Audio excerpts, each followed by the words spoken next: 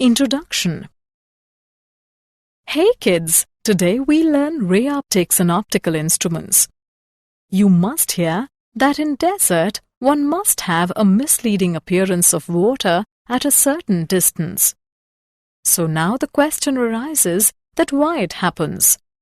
The answer is that the illusion of water is due to total internal reflection. It is optical phenomenon that creates illusion of water with inverted images of distant objects.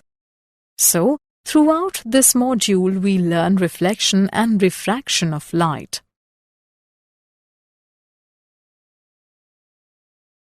Objectives. At the end of this lesson, you will be able to explain reflection of light by spherical mirrors, state laws of refraction, understand apparent depth, explain total internal reflection, discuss applications of total internal reflection. Reflection of light by spherical mirrors. Reflection. The angle between the incident ray and the normal to the reflecting surface is called the angle of incidence. The angle between the reflected ray and the normal to the reflecting surface is called the angle of reflection. Laws of reflection. The angle of incidence is equal to the angle of reflection. The incident ray, the reflected ray and the normal to the surface lie in the same plane. These laws hold at each point on any reflecting surface, whether plane or curved. Spherical mirrors. A mirror formed from part of a spherical surface is called a spherical mirror. There are two types of spherical mirrors: concave mirror, convex mirror. The spherical mirror, in which light is reflected from its inner concave surface, is called a concave mirror. The spherical mirror in which the light is reflected from its outer convex surface is called a convex mirror. The spherical mirror has a radius of curvature r and its center of curvature is located at point C. The geometric center P of a spherical mirror is called the pole. The line joining the pole and the center of curvature of a spherical mirror is called the principal axis. Sign convention. The distances measured in the direction of incident ray are taken to be positive and those measured opposite are taken to be negative. The heights measured upwards are taken to be positive and those measured downwards are taken to be negative. Focal length of spherical mirrors. Rays that travel close to the principal axis of a spherical mirror and make small angles with it are called paraaxial rays. The point F is called the principal focus of the mirror. The distance FP between the pole and the focus is called the focal length of the spherical mirror, denoted by F. Relationship between focal length and radius of curvature. F is equal to R by 2. Images formed by a concave mirror. When the object is beyond C, the images A. between C and F, B. real and inverted, C. smaller than the object.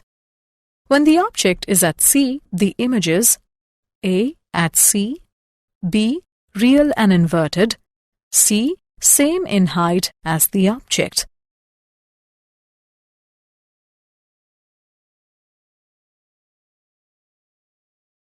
Images formed by a concave mirror. When the object is between F and C, the images beyond C, real and inverted, larger than the object. When the object is between F and P, the images behind the mirror, virtual and erect, larger than the object. The mirror equation. The given figure shows an object AB and its image A', B' formed by a concave mirror of focal length F. For the paraxial rays, MP can be taken as a straight line perpendicular to CP. Then the two right-angled triangles A', B', F and MPF are similar, so that A dash B dash by MP is equal to B dash F by FP is equal to B dash P minus FP by FP. Since MP is equal to AB, we can write A dash B dash by AB is equal to B dash P minus FP by FP. Name it as 1. Since angle APB is equal to angle A dash PB dash, the right angle triangles ABP and A dash B dash P are also similar, so that A dash B dash by AB is equal to B dash P by BP. Name it as 2. Comparing equations 1 and 2, we obtain B dash P minus FP by FP is equal to B dash P by BP. Name it as 3. On applying the sign convention, we get object distance BP is equal to minus U. Image distance B dash P is equal to minus V. Focal length FP is equal to minus F. So, equation 3 can be reduced to minus V minus of minus F by minus F is equal to minus V by minus U, or 1 by V plus 1 by U is equal to 1 by F. This relation is known as the mirror equation. Linear magnification M. The ratio of the height of the image H dash to the height of the object H, M is equal to H dash by H. For the given figure, linear magnification is minus V by U. Example. An object is placed in front of a concave mirror of focal length 10 centimeters. What should be the position of the object so that its image is at a distance 20 centimeters in front of the mirror? Solution. Given f is equal to minus 10 centimeters, v is equal to minus 20 centimeters. 1 by v plus 1 by u is equal to 1 by f.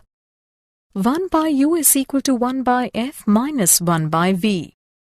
1 by u is equal to 1 by minus 10 minus 1 by minus 20. It implies 1 by u is equal to minus 1 by 10 plus 1 by 20. 1 by u is equal to minus 2 plus 1 by 20. U is equal to minus 20 centimeters. That is, object should be at a distance 20 centimeters in front of the mirror. Refraction. When a beam of light encounters another transparent medium, a part of light gets reflected back into the first medium, while the rest enters the other. The phenomenon of the change in direction of a beam of light in one medium when it enters a second medium obliquely is called refraction. The angle r between the refracted ray and the normal to the refracting surface is called the angle of refraction. Laws of refraction. Laws of refraction. The incident ray, the refracted ray and the normal to the surface lie in the same plane. The ratio of the sine of the angle of incidence I and the sine of the angle of refraction R is constant for a given pair of media. This rule is called Snell's law. Mathematically, Snell's law gives sine I by sine R is equal to n21, where n21 is a constant called the refractive index of medium 2 with respect to medium 1. If n21 is greater than 1, the refracted ray bends towards the normal. If n21 is less than 1, the refracted ray bends away from the normal. Higher the refractive index of a medium, the more it is optically denser. Apparent depth. Due to refraction, the object in another medium, say in water, appears to be raised.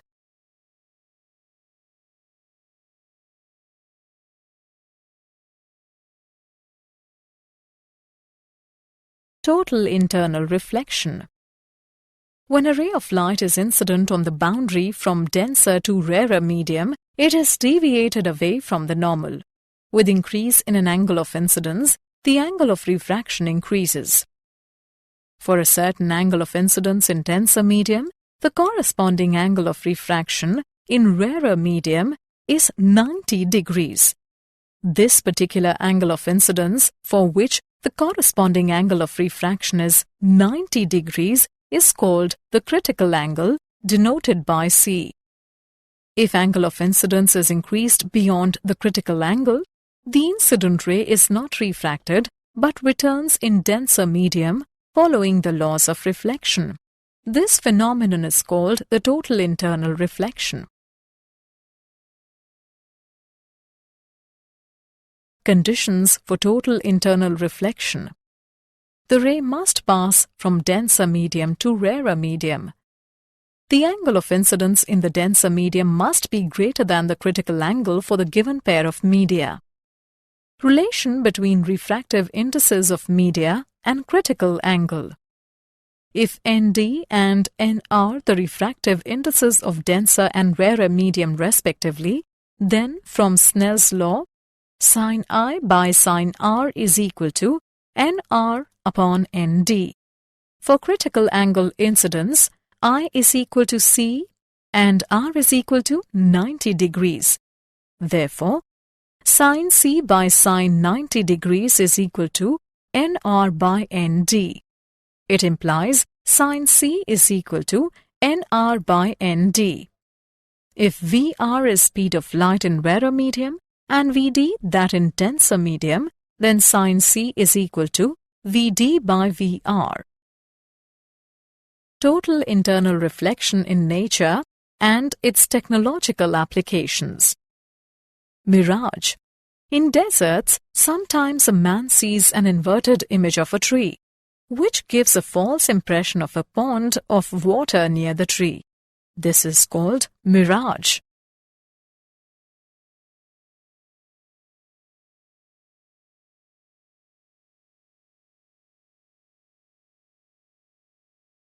Sparkling of diamond. The critical angle for diamond-air interface is very small, nearly 24.4 degrees. When light from an external source enters in a well-cut diamond, it suffers multiple total internal reflections inside the diamond. When at any surface, the angle of incidence is less than 24.4 degrees, only then it may refract out. Thus, the light entering the diamond from all directions emerges out from some directions. Therefore, looking from these directions, the diamond appears sparkling.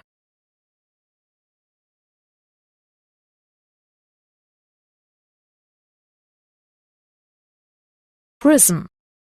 When a ray is incident normally on any refracting surface of prism, it passes undeflected and becomes incident on glass-air interface at angle 45 degree, which is greater than the critical angle 42 degree, and so suffers total internal reflection.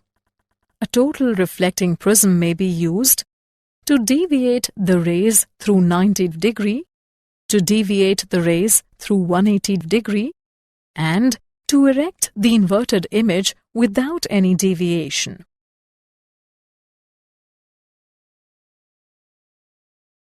Optical fiber. An optical fiber is a device based on total internal reflection by which a light signal may be transmitted from one place to another with a negligible loss of energy.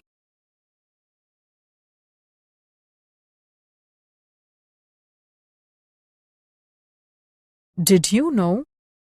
From 1670 to 1672, Newton lectured on optics. During this period, he investigated the refraction of light and reflection of light. Willebrord Snell gave his theory on refraction of light in 1621.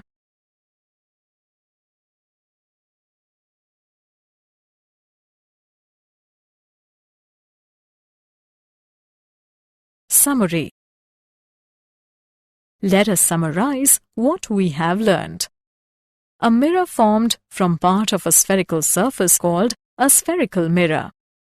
The mirror equation: 1 by V plus 1 by U is equal to 1 by F. The phenomenon of the change in direction of a beam of light in one medium when it enters a second medium obliquely is called refraction. Snell's law gives sin I by sin R is equal to N21, where N21 is a constant called the refractive index of medium 2 with respect to medium 1. Conditions for total internal reflection: the ray must pass from a denser medium to a rarer medium. The angle of incidence in the denser medium must be greater than the critical angle for a given pair of media.